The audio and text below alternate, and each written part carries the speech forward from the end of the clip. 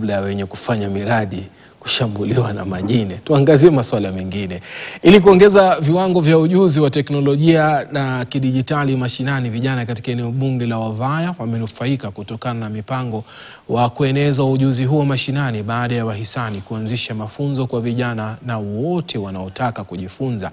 Mpango huo unatoa mafunzo ya kompyuta na kozi nyingine za kidijitali, pia ikitumia kama mojawapo ya kuwashirikisha vijana kwa mambo yenye faida na kuepuka uraibu wa pombe na mihadarati. Clement Masombo alizungumza na baadhi ya waanzilishi wa mpango huo pamoja na vijana waliojitokeza kupata mafunzo hayo, na sasa anaarifu.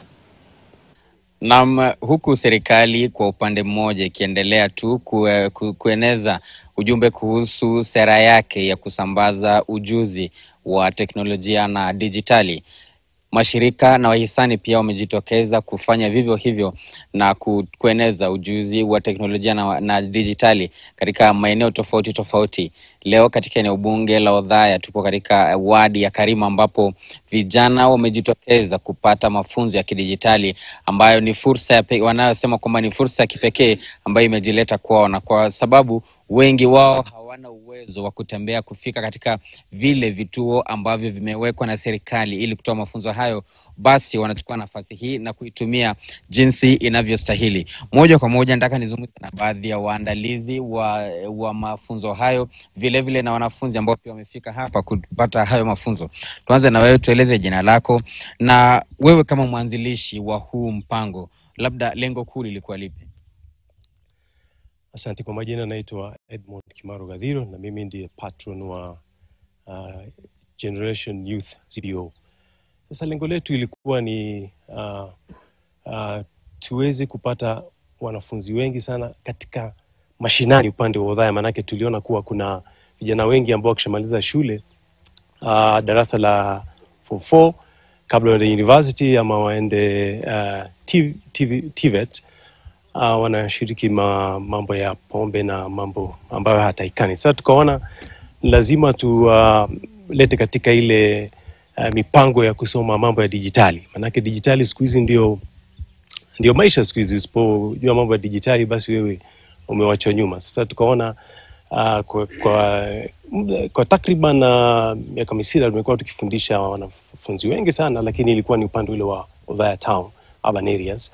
Tukaona kuna wengine ambao wako mashinani, wazazi wao wana hela za kuwalete mpaka upande wa Othaya town. Tukaona basi na sisi tuanzishe hii inaitwa mobile digital lessons, ambao sisi tuna computers na internet ambao tunatembea nayo mashinani, tunaita vikundi vya vijana, tunafundisha basic computer skills. Hiyo ilikuwa lengo letu. Naam, shukrani sana. Pia niruhusu nizungumze na wengine hapa. Karibia hapa ndugu, tueleze jina lako nani, na amesema mobile digital skills. Tukizungumzia hapa pengine ni mambo gani ambayo hawa wanaojitokeza wanapata kujifunza? So kwa majina naitwa Lodrick Kithwa. Mimi ndiye chairman wa Generation Youth CBO. So ile kitu yenye tumefanya kubwa, tumekuwa tukiona tufunze watu computers but hatujakuwa tukifika mashinani. So due hiyo difference tukaona tukue tunaenda on mobile centers, mahali mashinani na mahali vijana wako, na wasaidia na wasikuja mahali tuko, tunaenda mahali wako. Naam, shukrani sana. Yule ni Edmond mwanzilishi, huyu ni Lodrick mwenyekiti. Karibia hapa ndugu, tuseme na wewe, tueleze unaitwa nani. Wewe ni mmoja kati ya wale ambao wamejitokeza kufika hapa siku ya leo kupata haya mafunzo. Pengine ni msukumo upi ambao ulipata ndio ukajitolea uje upate haya mafunzo siku ya leo? Kwa majina naitwa Timothy Kamura. Na watu wa hapa kwa msukumo wenye wamepatwa nao ni vijana wamejitokeza kwa niaba ya kupata masomo, lakini changamoto kubwa ni unywaji wa pombe.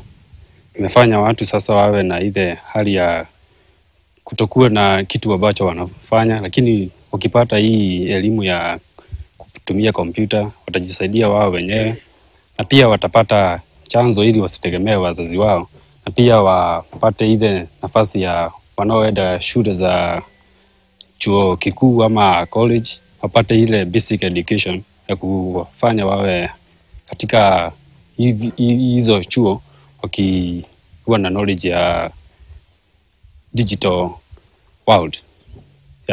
Naam, shukrani sana. Karibia padada.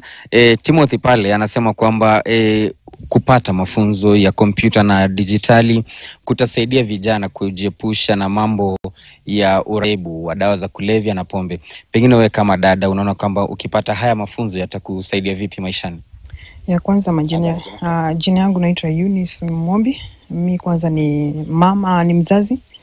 Tena mimi ni mkulima. Niko na furaha nikijifundisha mambo ya kujua kwamba nitakuwa nikiweza kufanya research ya kuuza vitu zangu na marketing ya kuuza vitu zangu ambao ninalima, na kama ni mambo ya dairy nitakuwa na ujuzi mimi nikijua jinsi ya kufanya kazi katika ukulima wangu wa mambo ya ng'ombe, ya agriculture. Inanisaidia sana. Nimezungumza na Lydia, nimezungumza na Eunice, Timothy, Lodrick na vile Edmund ambaye ni mwanzilishi wa huu mpango, na wote wamezunguzia masuala kadhaa ambayo yanaathiri huu mpango, lengo lao, na vile vile wale ambao wamejitokeza kusoma yale ambayo wanatarajia kwamba haya masomo yatakuwa na umuhimu upi kwa